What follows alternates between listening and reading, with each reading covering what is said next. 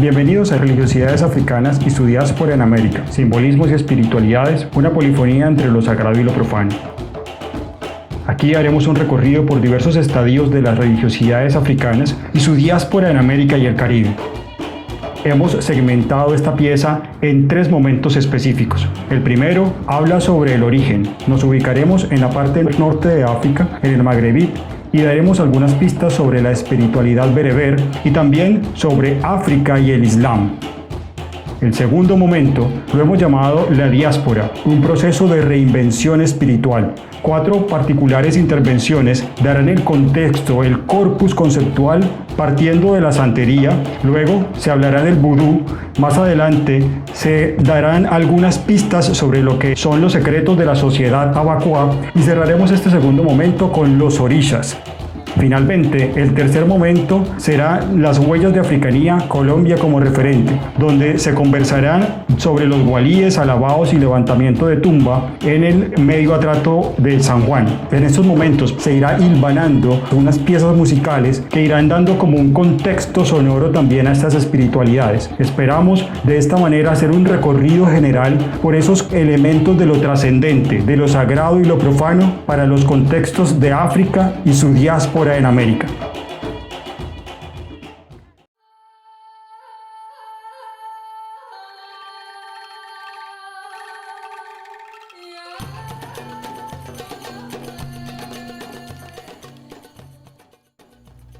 Momento 1.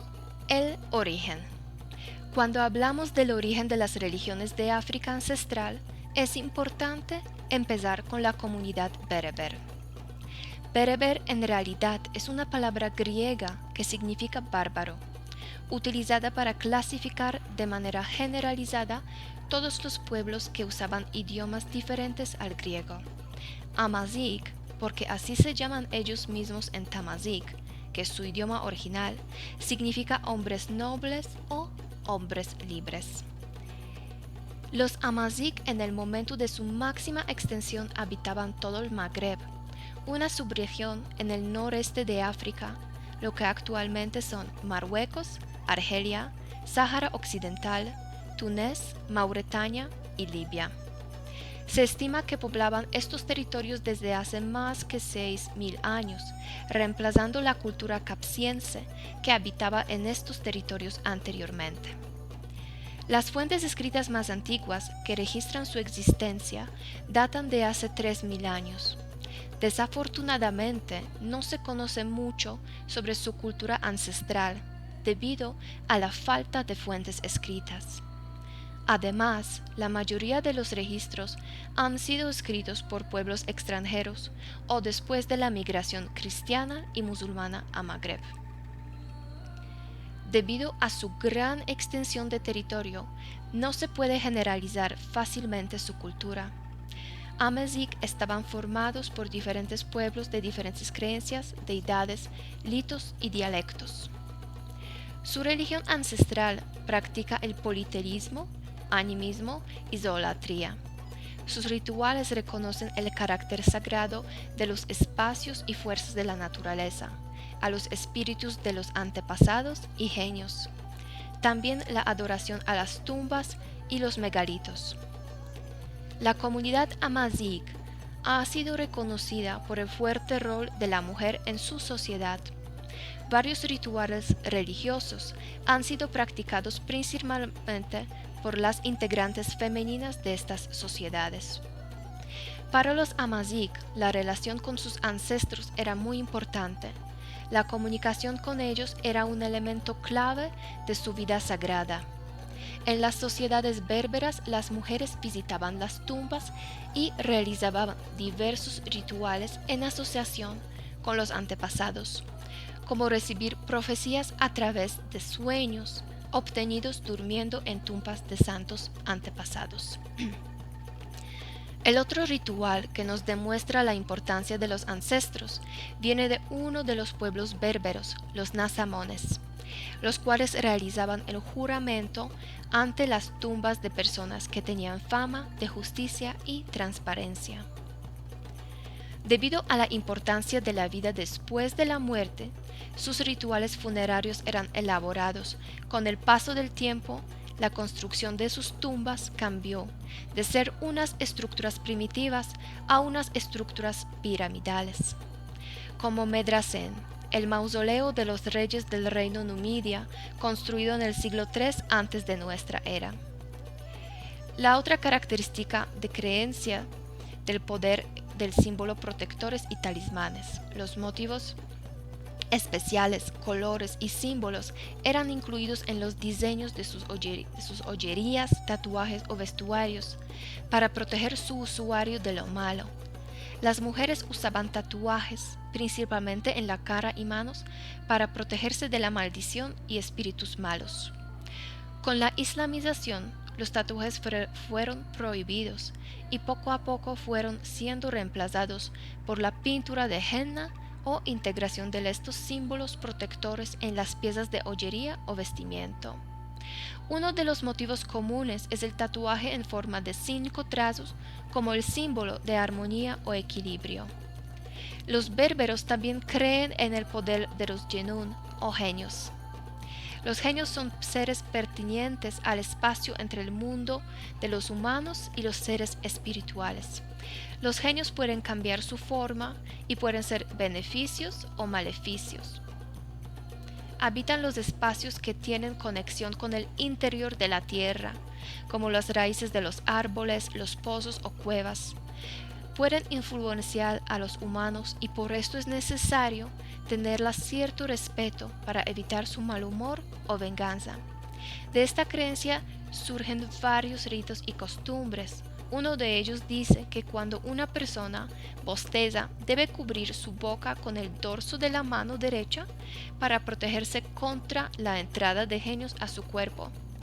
Uno de los mitos cuenta sobre una genia Aicha Candicha, con una forma de una hermosa mujer con piernas de cabra que habitaba cerca de lagos y ríos.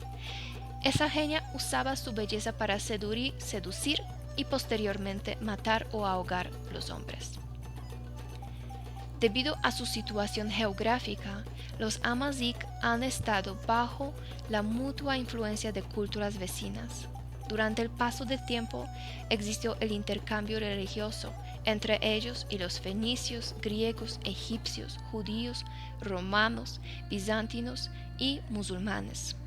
Los dioses y deidades de otras culturas han sido sincretizadas con sus dioses locales. Por un lado, los Amazigh asimilaron el culto de Baal, traído por los fenicios. Por el otro lado, han influenciado a las demás culturas. Se supone que varios dioses del panteón egipcio, como el Amón o Osiris, son de origen Amazigh. En el siglo II y III de nuestra era, con la propagación del cristianismo, muchos de ellos se han convertido a cristianos. Incluso 3 papas fueron provenientes de la cultura Amazigh. Después del siglo VII, con la migración árabe a su territorio, han estado subyugados bajo la constante y fuerte influencia del Islam. Los Amazigh asimilaron y sincretizaron con varias costumbres y religiones. Los berberes musulmanes mantienen hoy en día sus símbolos, vestuarios y joyerías o pintura facial. Aunque hoy en día la parte de los Amazigh practica el Islam sunita, siguen celebrando sus propias fiestas y celebraciones únicas, como el Yenayer, el Año Nuevo Amazigh, basado en su calendario agrario.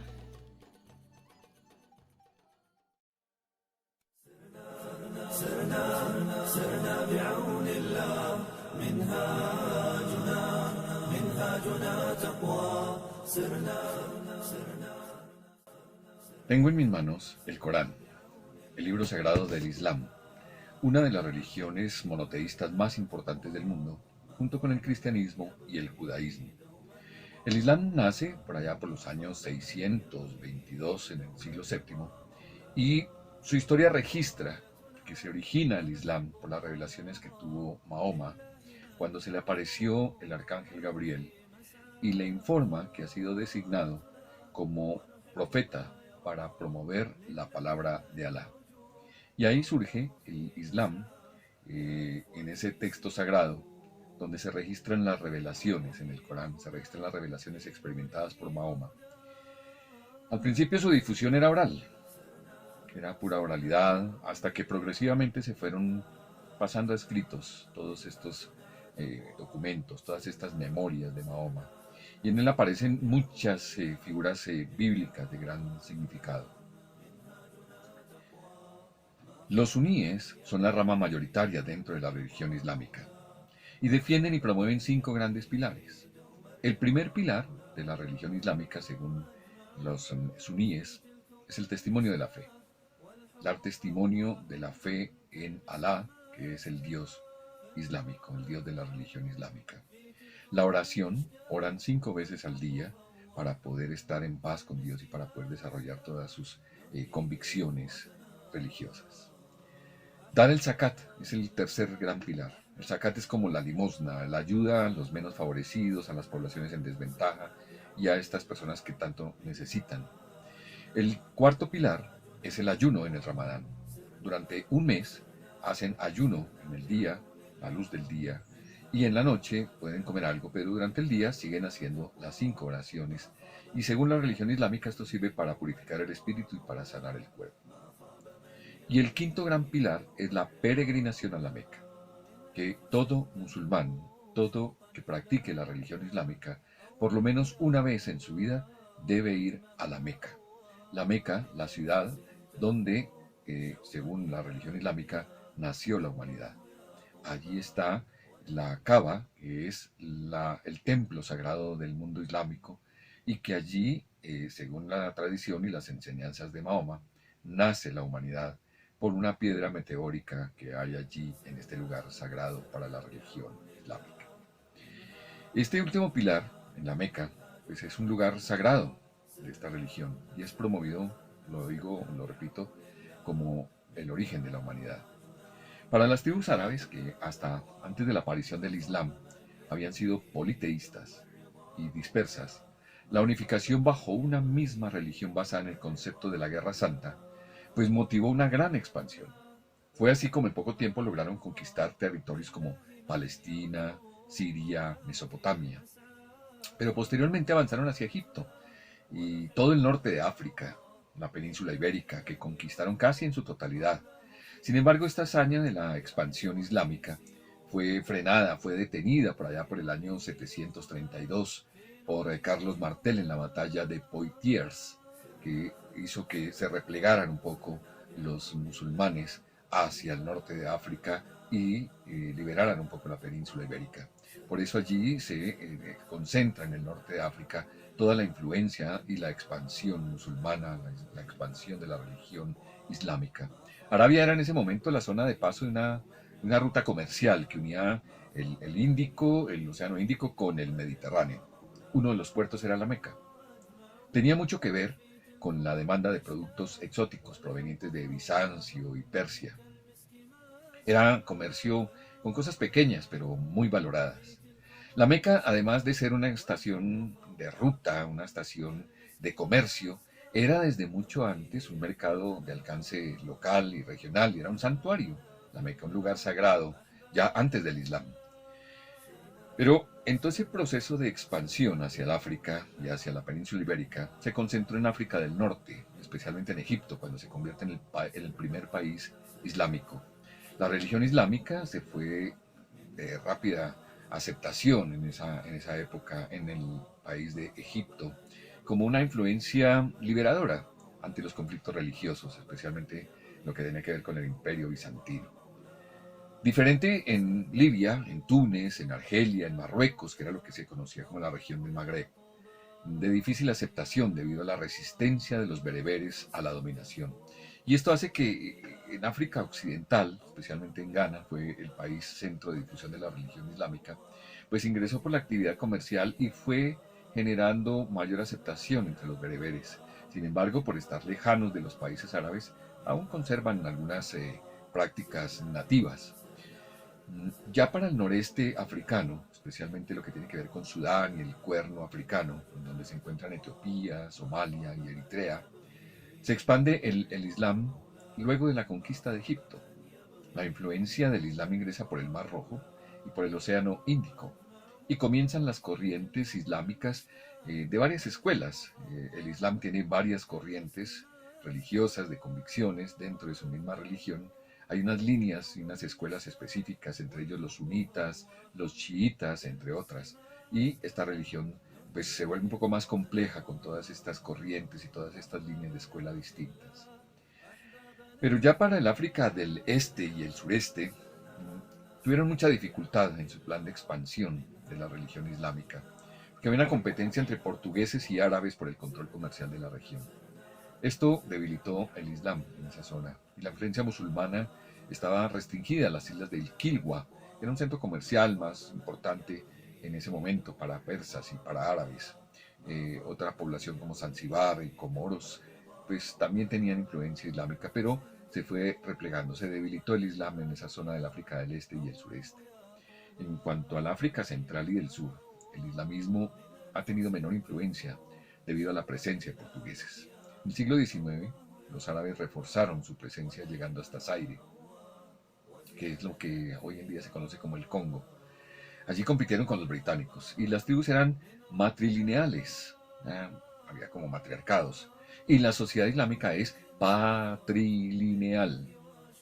Entonces había incompatibilidad entre estas dos líneas de pensamiento y de comportamiento social, y por eso el Islam allí no tiene mucha influencia.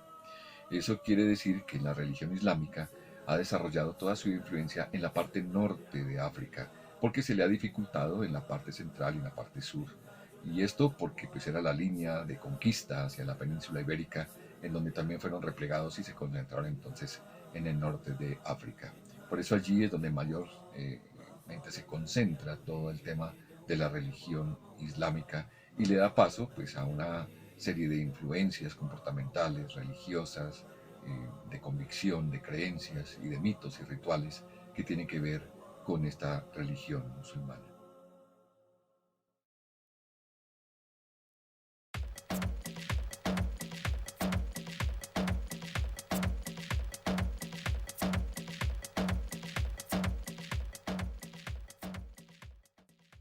Hablando un poco de la santería como religión, sus orígenes, la colonización, la persecución en tiempos de Inquisición, los inicios de la religión yoruba en la cultura afrocubana. También hablaremos sobre los rituales de iniciación humana en la santería, sus deidades, en especial las orishas. Y por último, el sincretismo en la religión católica cristiana frente a la santería como religión. La santería deriva de la unión de varias prácticas religiosas de distintas etnias provenientes del África, aunque la predominante entre todas ellas es la religión yoruba, que se practica por la etnia en la Guinea africana, actual Nigeria, desde hace miles de años. Cuando llegan estas monarquías hispánicas a colonizar tierras africanas, a esclavizar y someter a todas estas etnias sin importar roles, despojándolos de sus tierras, y no solo de sus tierras, de sus creencias, e imponiéndole otras a las que no estaban acostumbrados. En tiempos de Inquisición los hacían ver como si realizaran rituales de hechicería y brujería, obligándolos a adorar un Dios católico. Ellos, sin perder sus costumbres, seguían adorando a sus dioses, ya que estos les brindaba para ellos fuerza, resistencia y valor para soportar todas las injusticias a los que eran sometidos. Los inicios de la religión yoruba en La Habana por parte de la cultura afro-cubana se da gracias a los desplazamientos de esclavos africanos que en el momento de esclavitud no se fijaban en el estatus o rol de cada individuo y eran llevados reyes, príncipes, agricultores, adivinos, curanderos, quienes seguían adorando a sus deidades en un estado incógnito, pues aún se sentían fuertes represalias al ser evidenciado practicando los diferentes rituales a sus deidades orishas. Estas opresiones fueron cambiando a mediados del siglo XX en la transformación comunista y el cambio social es favorable y desde allí muchos santeros peregrinan en la isla de Cuba. Para los Yoruba, cada persona nace con un propósito, un fin y un destino que por cosas de la vida o ciertas circunstancias lo impiden a desarrollarlas.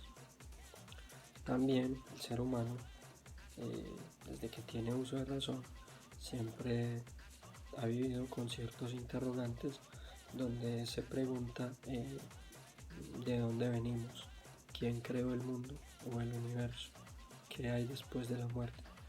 Diferentes interrogantes que en el momento de existencialismo nos acercamos a buscar en las religiones estas respuestas.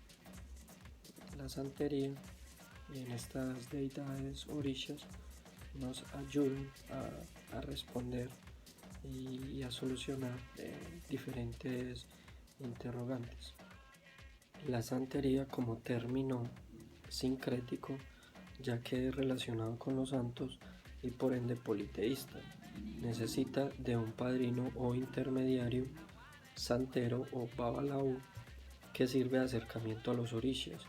Cuando una persona decide iniciarse en la religión santera, por medio de la adivinación y con varios instrumentos o elementos como el coco, los caracoles o la tabla Ifa, encuentra un ángel de la guardia o deidad para las personas y con se empleará su adoración para sanar el espíritu, curar el cuerpo y fortalecer su fe. En este tipo de rituales se suele ofrendar con hierbas o animales, donde el sacrificio es ofrecida a la deidad orisha escogida y la carne del animal será consumida por el santero o padre o clero. Todas estas creencias que derivan directamente de la cultura yoruba y cuyos antepasados fueron esclavizados, viéndose obligados a sincretizar sus rituales con el cristianismo católico. Para dar inicio a estas deidades se me hace necesario mencionar las más representativas. Como dioses orishas tenemos Olodumare, Dios universal, creador de todo lo existente. No es representado porque no es visible. Olofi o Olofin, hijo de Olodumare, se sincretiza en el Cristo católico y creador de los orishas. Orishas, deidad que gobierna las fuerzas de la naturaleza y los asuntos de la humanidad. Así que los orishas son estos santos o ángeles de la guardia que son ofrecidos a las personas que se inician en la santería. Esto mencionado anteriormente. Entre los orishas más representativos tenemos Obatala, orisha que representa la justicia, la salud, la pureza, la sabiduría, la verdad y la paz. Representación femenina en la religión católica es la Virgen de las Mercedes. Changó es el orisha más popular y representa la alegría del vivir. Fue personaje existente en la vida real, un rey de Nigeria y un guerrero muy valiente. Dios de la guerra, dueño del rayo, del baile, de la música, expresados en los tambores de bata. Además, se decía que era un adivino y un curandero. Reina de la palma real, es representado en el cristianismo con Santa Bárbara. El sincretismo también fue representado en la música. Lo podemos ver y escuchar en la canción Que viva Chango, que viva Chango, que viva Chango. Muchos de nosotros conocemos el concepto del vudú debido a las películas de Estados Unidos como utilización de magia negra. Lo hemos visto en el uso de los muñecos vudú. ¿Qué es el vudú? El vudú nace como un pensamiento de origen africano estructurado en tierras haitianas, como resultado de la esclavitud y la sociedad de plantación. La religión popular haitiana y republicana es denominada como el vudú haitiano. Esta religión está integrada por deidades de origen africano y prácticas católicas. El vudú es una expresión de religiosidad africana, principalmente en Haití, aunque en menor medida e importancia en la República Dominicana. Esta religión se ha caracterizado por sus cultos de posesión, y la danza que juega un papel fundamental. En ella, un espíritu posee a la persona y entra en trance, mientras es dirigida por un sacerdote o hechicero vudú. País donde practican el vudú: Cuba, Trinidad, Tobago, Brasil y en Estados Unidos. En Estados Unidos, especialmente en el estado de Luisiana, intentaron esta religión y la derivaron a su propia religión denominada como el vodou. El vodou es la religión, el vodou es el sistema mágico. Estos son los conceptos que los residentes de Luisiana utilizan, y en otra medida se han denominado como un vudú criollo. La filosofía del vudú. La filosofía del vudú son 6. Hace referencias también en las filosofías de las demás religiones, por ejemplo la católica, que hace sus principales filosofías son los 10 mandamientos. El primero, el respeto y la veneración del gran Med al árbitro supremo de nuestro destino, o como el Papa Ledva Isaka. Segundo, es el respeto y honor fiel a los Luad. Luad son los términos utilizados en África para referirse a las deidades, a los santos, a los dioses.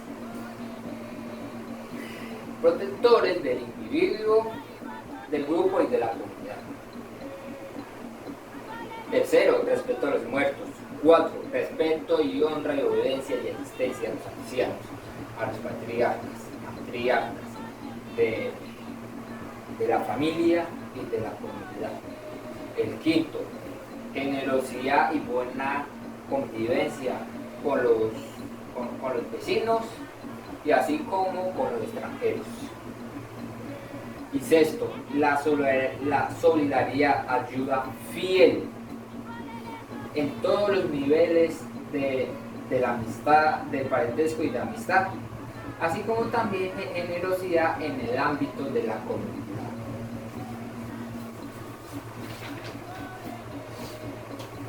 La ceremonia. La ceremonia en el vudú da inicio al sonar unos tambores. Estos tambores hacen referencia cuando da inicio la misa en las iglesias. Es cuando hacen sonar las campanas de las iglesias.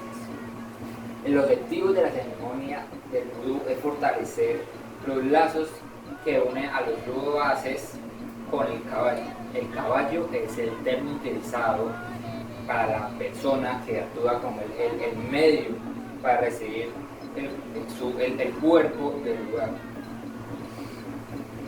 Cuando se recibe el cuerpo del lugar, el espíritu toma posesión del cuerpo y él puede hacer con el cuerpo lo que él quiera, como bailar, comer, beber, entre otras actividades. Zombie. El término zombies que nosotros conocemos, que es uno no muerto en las películas de terror, en esta religión del vudú se conoce como una figura legendaria. Otra concepción del vudú del término zombie hace énfasis en la división del cuerpo.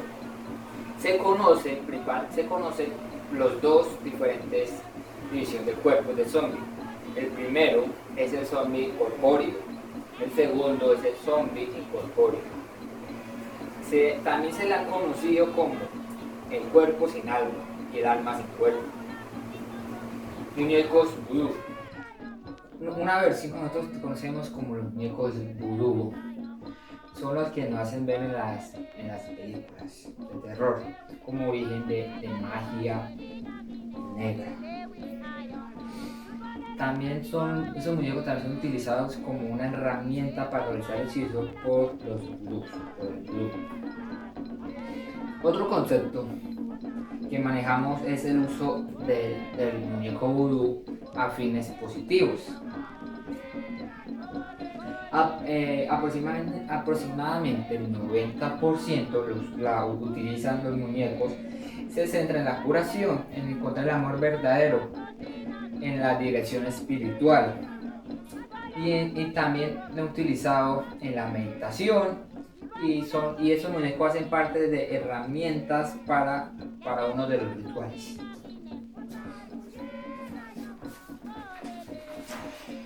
Otra característica de estos muñecos, principalmente usada en Haití, son de transmitir mensajes al mundo de los espíritus. Se encuentran en los cementerios o en los cruces de camino. En algunas ocasiones se han encontrado notas escritas en los cuerpos de estos muñecos. Dioses del vudú. Estos dioses de luaces, deidades de origen africano, encontramos que se dividen en dos grandes grupos. El primero, el Lua Rada de Arada, de la ciudad de Dahomey. El segundo grupo, Lua Petro, son en su mayoría dioses criollos provenientes de Haití. El primer grupo, los Lua Rada, son los dioses que vienen de Guinea. Son dioses amables, aunque pueden ser severos y castigar hasta a muerte a sus fieles. Son dioses confiables y justos. El segundo grupo, los dioses Luapetro, son dioses de dureza, ferocidad. Son dioses, los principales devotos de esta religión los califican como los dioses como los dioses que son la contraparte de los dioses de los Lua Rada.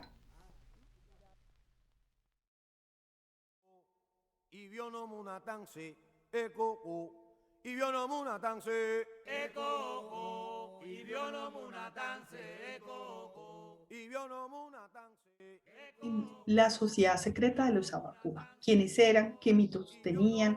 ¿Cuáles son sus orígenes? ¿Y cómo se ven en la actualidad? ¿Quiénes eran? La sociedad secreta de los Abacúa o ñañigüismo es el nombre por el que se conoce popularmente en Cuba una sociedad secreta masculina. Es la única de su tipo existentemente en el continente americano. Su origen. Tuvo origen en los antiguos cabildos de esclavos de Carabalí, precursores en Cuba. Estas agrupaciones de ñañigo, como se les llama corrientemente con secular desprecio, se denominan potencias o tierras, juegos o partidos. El mito. Se basan en los ritos de Abacúa de iniciación, tuvo su origen en una leyenda africana que narra la historia del hallazgo del pez sagrado por la princesa Sicán, hija del rey Liamba de la nación Efo. El mito de Sicán determinó además que solo hombres podían ser iniciados en esta religión, por lo cual debían ser dignos, fraternos, laboriosos cumplidores del código ético-cultural, al igual que el buen padre, buen hijo, buen hermano y buen amigo. La historia. una de las primeras sociedades secretas diseñadas por esclavos de origen carabalí o del Calabar, actualmente Nigeria. Se nombró Efi Butón. Sus miembros que juraron el secreto código de comportamiento y autodefensa. Pertenecían a la tribu Apapa Efi y provenían de la dotación doméstica de una ricachona habanera. Solo había negros y no admitía mulatos ni mucho menos blancos.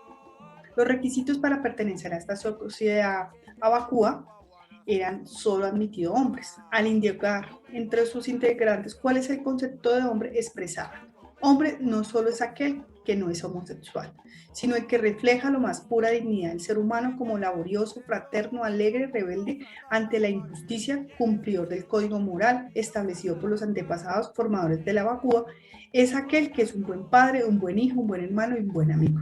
Si bien para ser hombre no hay que ser abacúa, para ser abacúa sí hay que ser hombre, y hombre es mucho más que una palabra o un género. ¿Qué rituales tiene la sociedad secreta de abacúa? Son en primer lugar los tambores de orden ritual, con los cuales se ejecuta solamente las llamadas al orden que se preservan dentro del templo sagrado llamado Famba, lo cual solo tiene acceso a la alta jerarquía abacúa. El más importante es el eco o tambor de fundamento y secreto, que se toca por fricción y que reproduce la sagrada voz de Abasitarse. Además, estos dos bastones o atributos de los jefes principales. Por su parte, la música ñañinga se ejecuta con otro grupo de tambores, los cuales de mayor o menor reciben el nombre de bonco, enchimille, obiapapa, cuchillerama o bencom. Completan la orquesta los guitones o palos, el cencerro huecón y los egricundis o sonajas. Los abacúa, aunque no adoran a las deidades, como en el caso de la regla de los Ocha, sí tienen santos que apadrinan a los diferentes pueblos o potencias. La sociedad secreta de Abacúa posee indudablemente gran significación en el contexto religioso cubano. Ha preservado y transmitido de generación en generación por más de un siglo los más auténticos valores de ancestros africanos en la región nigeriana del Calabar. Aun cuando en la mayor parte de su existencia ha sido perseguida y condenada por las autoridades, hoy continúan siendo un símbolo de hermandad y fraternidad entre sus adeptos, quienes orgullosos de su herencia rinden culto a sus antepasados. Actualmente hay un video donde muestra cómo los cubanos se ven en la sociedad secreta y por qué la mantienen. Se llama religión abacua, religión de hombres, nada más.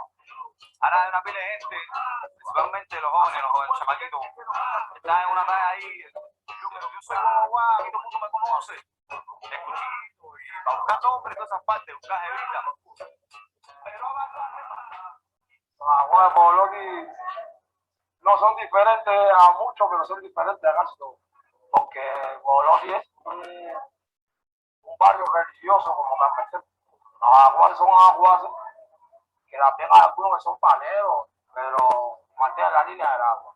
Estás perdiendo la noción, es reunión de hombres en pos de una tradición que podría evitar respeto absoluto. Ahora dime tú, si respetas esto. Nosotros somos una constitución de hombres que deben de ser buen hijo, buen padre, buen amigo, buen hermano. Me presenté como con 14 o 15 años, sobre los 14 o los 15 años. Y me juré con 21 años, 7 años estuve presentando. Esta es la casa del huevo mío, el templo, esta es una casa templo. Aquí hacemos las actividades, los llantos, las fiestas, las comparticiones, la velada de la Virgen, la junta.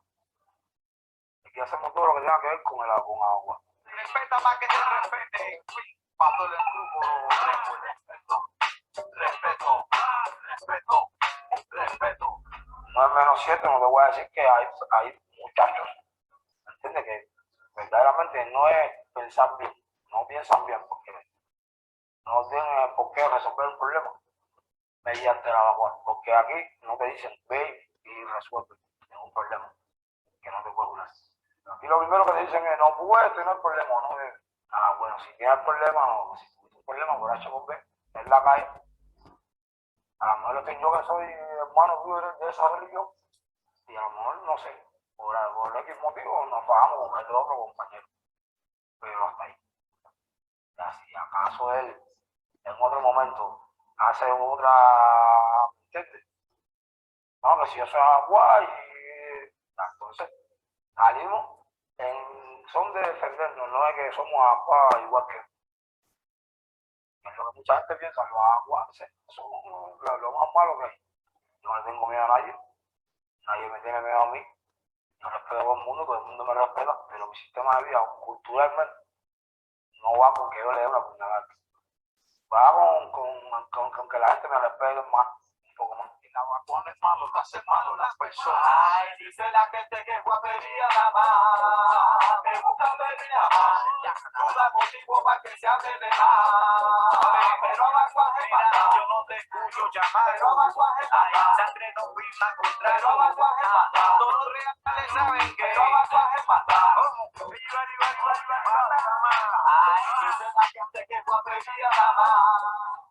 Actualmente la Sociedad Secreta de Abacúa se mantiene, se encuentra vigente en Cuba como una de las religiones de...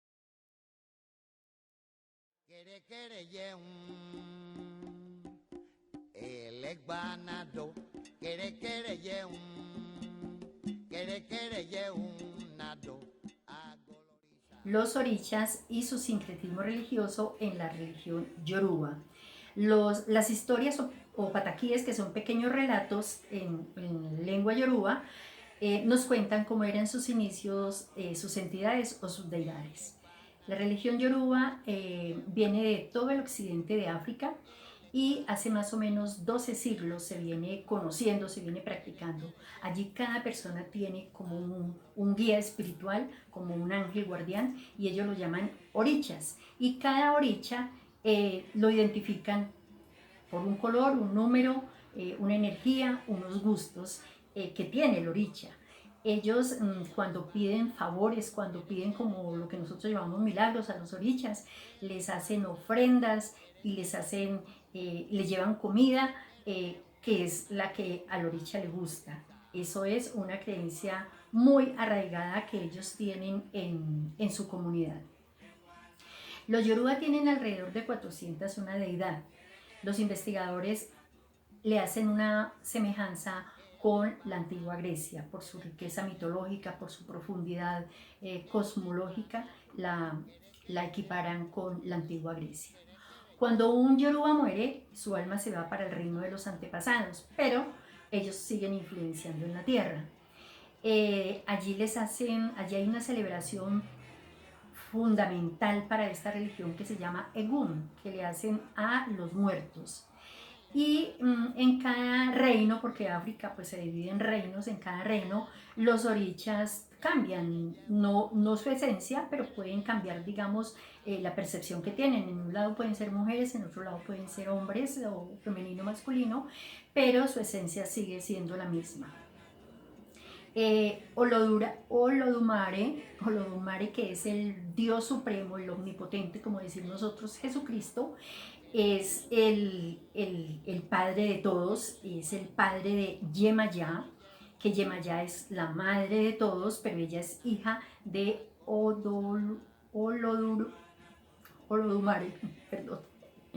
Bueno, y ellos, los orichas, son los emisarios de este Dios supremo, como para nosotros los santos, ¿no? A quienes les pedimos los favores y que intercedan ante el Dios supremo. En comienzos del mundo, Yemayá aparece y es una divinidad femenina, es la diosa de la fertilidad, la diosa del agua. El mundo inicia con la aparición del cielo, las estrellas y la luna en el cielo, y ellas brotan del vientre de Yemayá. Y esa es la primera creación del mundo. Y la última creación es la modelación o moldeado, digamos, del hombre. Voy a solamente relacionar la primera y la última.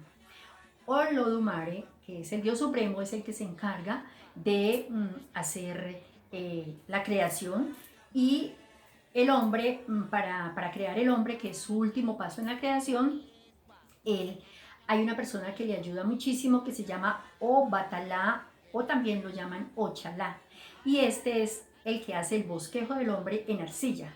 Luego viene Olodumare, el Dios Supremo le coloca los ojos, la nariz, las orejas, la boca, el cráneo, le coloca los miembros y le infunde vida. Esa es la manera como se crea al hombre y a la mujer.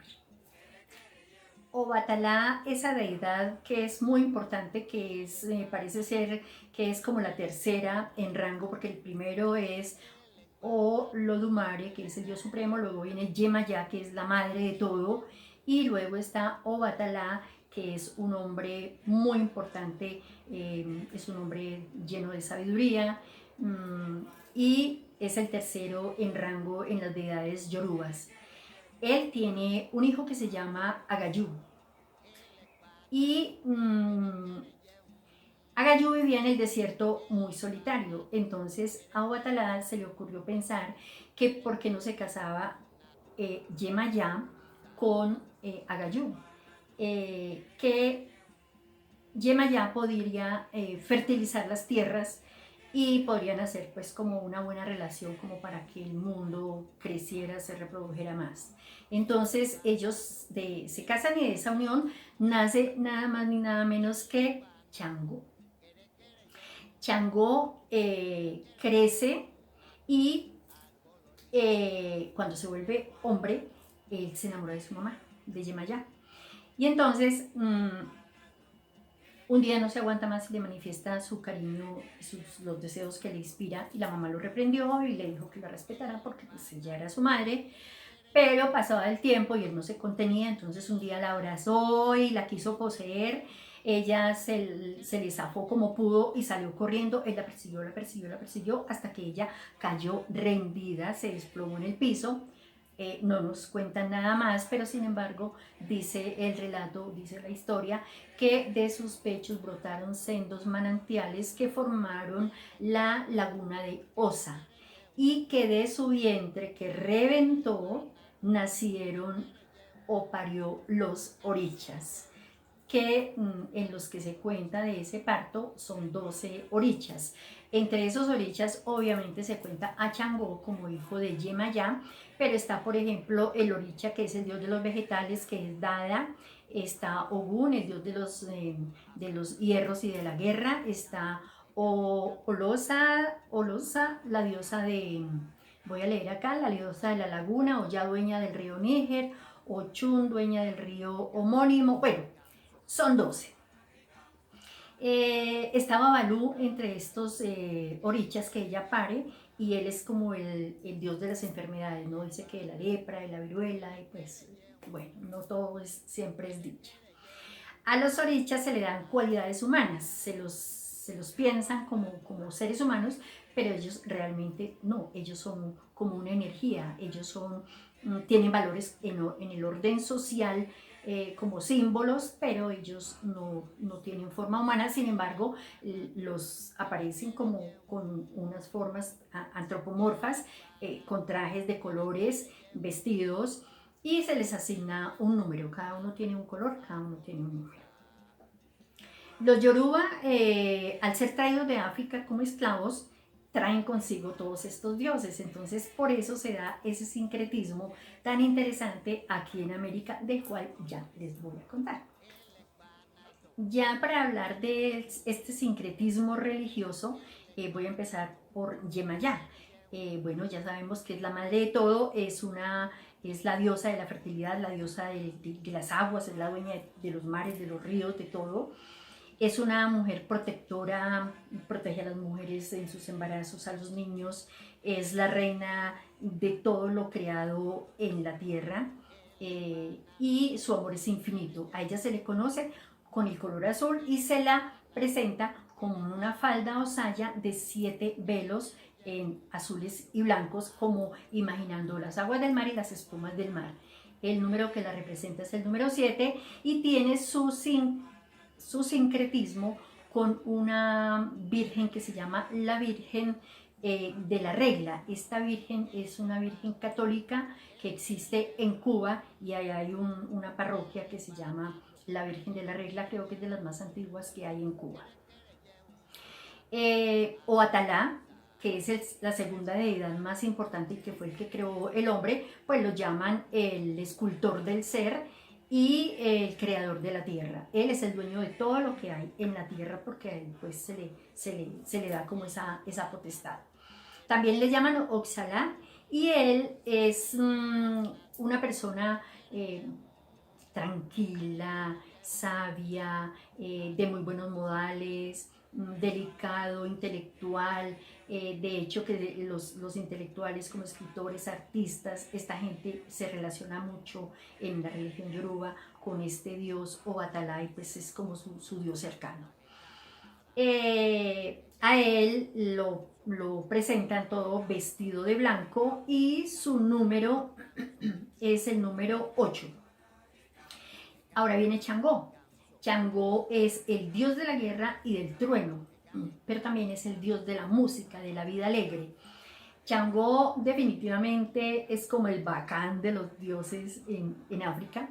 De hecho, que lo recrea muy bien el maestro Manuel Zapata Olivella cuando escribe la novela Changó el Gran Putas, pues ahí parece que lo está reflejando tal como es. Changó es parrandero, bebedor, mujeriego, es de muy buen aspecto, un hombre viril, con muy buena presencia. Dicen que él fue en la vida real un rey de Nigeria, un gran guerrero muy valiente. A él se le representa con el color rojo y con el número 4. Bueno, otra versión de Yemayá que les quiero contar también, porque estas no son las únicas versiones, hay muchas versiones. De hecho, África es riquísimo en toda esa parte oral. Hay una versión que dice que Yemayá estaba caminando y tenía que cruzar un río, pues ya la creación estaba hecha, ¿no es cierto? Entonces había alguien como una especie de barquero que cruzaba la gente al otro lado del río.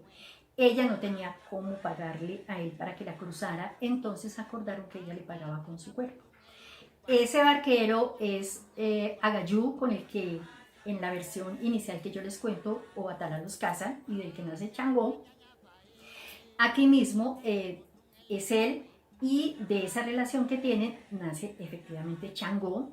Changó le da mucho que hacer a la mamá, ya pues le pasa lo mismo, ¿no? Se enamora de ella y da mucha lidia.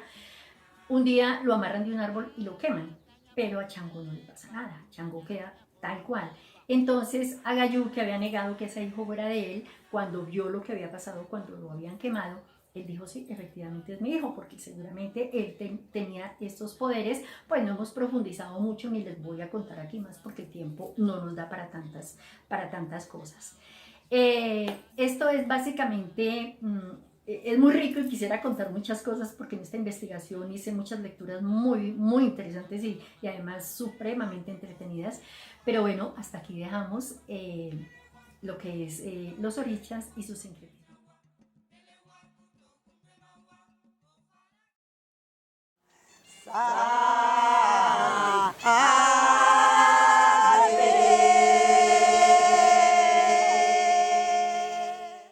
El municipio de Medio San Juan se localiza en la región del Pacífico colombiano, en el centro-sur del departamento de Chocó. Limita al norte con los municipios de Ismina y Ribeiró, al sur y occidente con Ixmina y con Condoto, Novita y Sipí al oriente.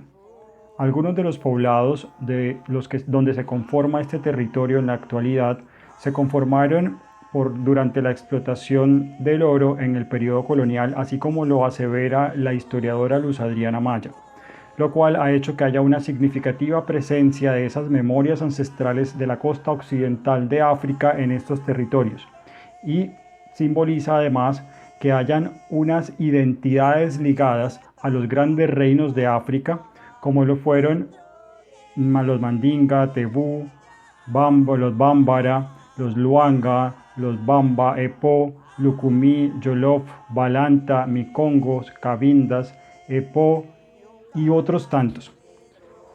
Esto hace que también haya una referenciación directa a esa escuela de Herskovits con los estudios de las huellas de africanía analizados particularmente con los análisis a las poblaciones afroestadounidenses y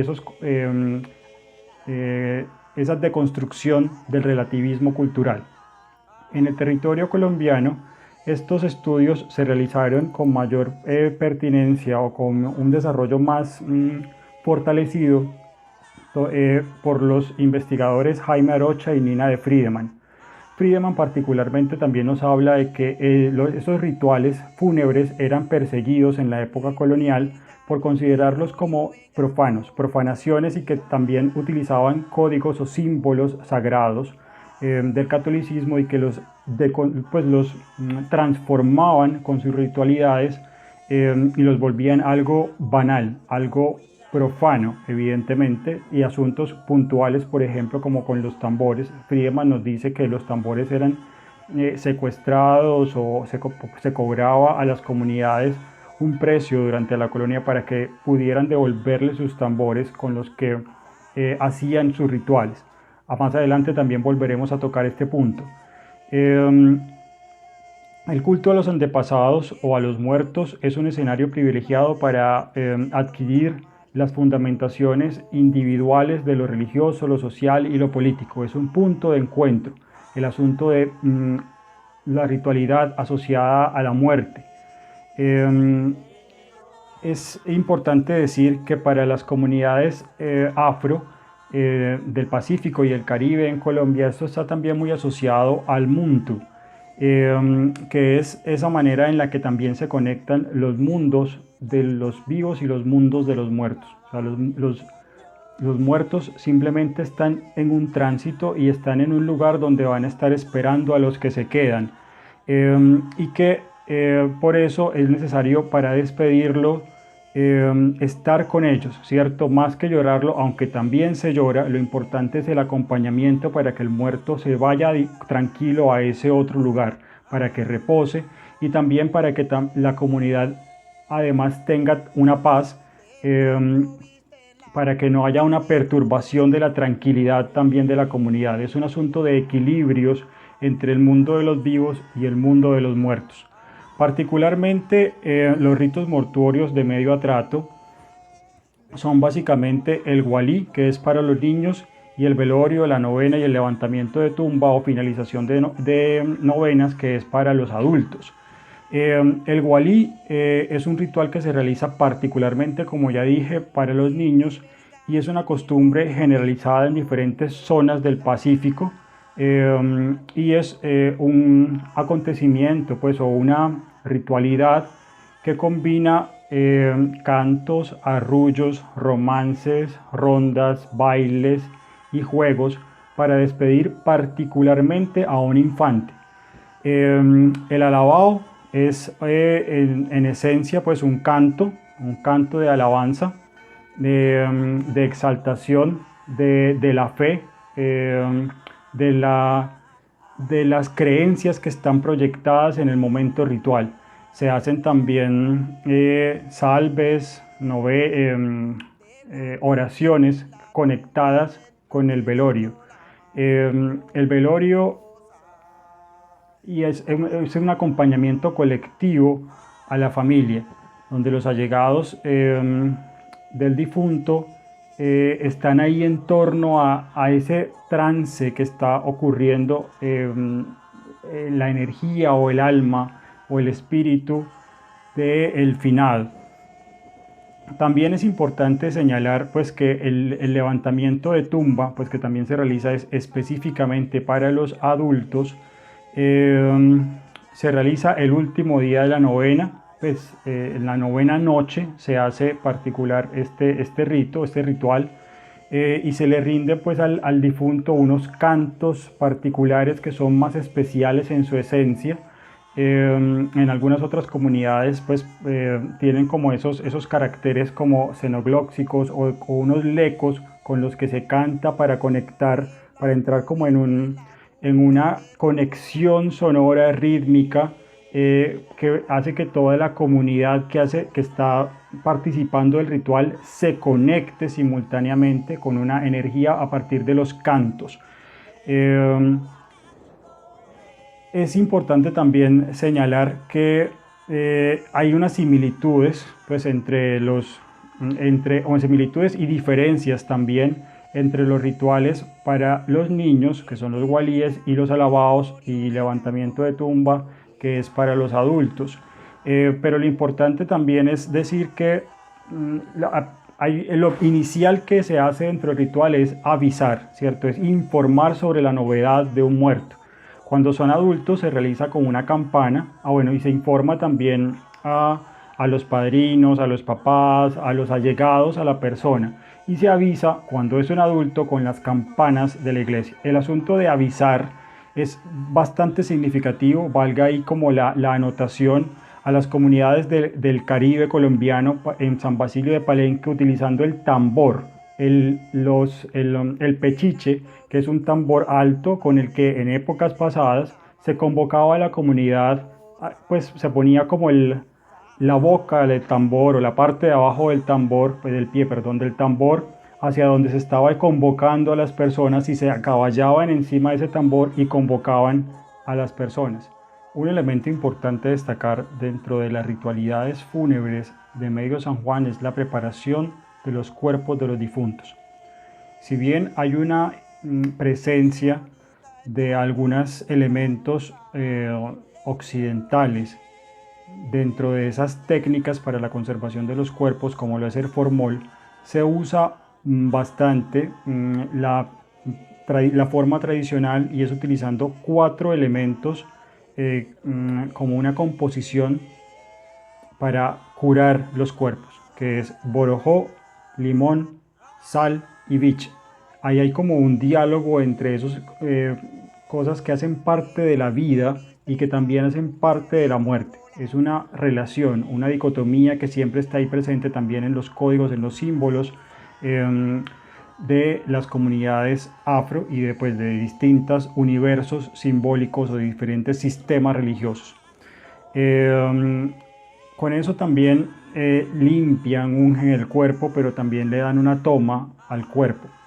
Y hay también una manera de vestirlos, que casi siempre son prendas que la persona escogió en vida y que decidió que fuera su mortaja, o también se les pone una túnica blanca con un cordón en la cintura. El altar y la tumba son como 2 piezas, pues el altar es para los niños, para los waluyes, y la tumba es para los adultos, y esa es la que se levanta en la novena noche, el levantamiento de la tumba. El altar se prepara pues con unas telas blancas y se hace siempre pues como con la supervisión de los familiares o allegados del difunto. Hay unos temas pues como particulares en los simbolismos que están asociados a estas tumbas o altares, y es la presencia, por ejemplo, de los colores negro, blanco y morado, que hay también cruces, o que hay las mariposas, pues que están ahí también presentes como esos códigos o esos animales de transición, podríamos decir, y donde también se representan distintas simbologías. No en vano el asunto, por ejemplo, de los pájaros y las comunidades wayú, por ejemplo, como para intentar hacer como un par de oposición, es trascendental, ¿cierto? Para la cosmovisión wayú, la presencia, la simbología fundante de los pájaros en su diario vivir, y más también en las ritualidades de la muerte. El levantamiento de tumbas se hace específicamente a las 5 de la mañana, o más o menos en ese horario, pensando también en esas transiciones entre oscuridad y luz, pues lo que hemos venido diciendo en toda esta intervención, que es ese momento de tránsito, de trance que está ocurriendo para el alma, y que es el momento en específico donde definitivamente deja su presencia terrenal, aunque también en las comunidades de Medio San Juan hay como la visión de que la energía o la sensación del muerto siempre está ahí presente en algunos momentos de la cotidianidad, de la vida. De todas maneras, no llevar a cabo adecuadamente cada paso de los rituales, pues sea el novenario, la novena, el cumplemes, el cabo de año, genera como una ruptura peligrosa dentro de esos códigos asociados a la muerte. Entonces es fundamental que se realice para que el muerto no quede penando, y como dijimos al comienzo, también haya un equilibrio, una paz en la comunidad. Finalmente, pues debemos decir que hay como unos temas ya más de sincretismo en la actualidad, de cómo se está también manejando esa pervivencia de la ritualidad. con la inclusión de asuntos litúrgicos, con la también talleres o conversatorios o foros o charlas asociadas a esta ritualidad, en eventos culturales también asociados en otra medida a los asuntos de etnoeducación, la presencia en las instituciones de estas ritualidades para conservación de la memoria. Porque es importante algo que señaló en su momento la investigadora Ana Gilma Ayala, diciendo pues que hubo un momento en el que hubo una cierta vergüenza étnica, así lo nombra ella, de esos códigos rituales de las comunidades afro asentadas en este territorio. Y que incluso hubo un tiempo, más o menos en la década del 40 al 80, pues dice ella, del siglo pasado, 1940-1980, que había incluso que pedir permiso para poder cantar, pues para poder hacer los alabados. Y bueno, sin embargo, eso ha hecho que en la actualidad también hoy esta sea una manifestación que haga parte de la lista representativa de Patrimonio Cultural Inmaterial de Colombia, y haya como todo un proceso de salvaguardia ahí latente. De esta manera queremos como dar unas pistas, hay muchas cosas más por decir, pero queríamos dar unas pistas sobre los ritos fúnebres del Medio San Juan, las memorias ancestrales de la religiosidad afroamericana.